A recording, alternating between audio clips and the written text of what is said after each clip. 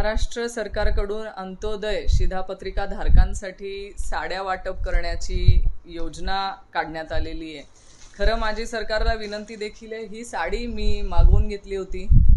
निकृष्ट दर्जाची साडी आपण बघतायत की ह्या माता भगिनींना, महाराष्ट्रातल्या माता भगिनींना वर्षातनं एक साडी अशी ही योजना आहे। हिची क्वालिटी बघितली तर असं वाटतं की एकदा धुतल्यानंतर पण ती साडी टिकेल की नाही टिकेल, आणि त्यातल्या त्यात ही काही ठराविकच महिलांना ह्या साडी वाटपचा योजना ही सरकारच्या माध्यमातून आहे। माझी सरकारला विनंती आहे की आपण ज्या साड्या वाटप करता आहात तर ह्या ज्या काय सगळ्या रेशन कार्ड धारक महिला असतील ना, या प्रत्येकाला ही साडी मिळावी।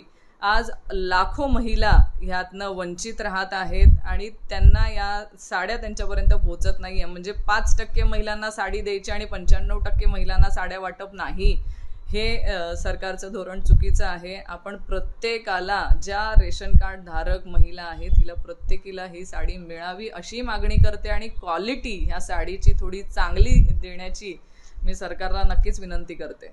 काय ताई, जर या संदर्भात सरकारने उपाययोजना केल्या नाहीत, काय आव्हान राहणार आहे?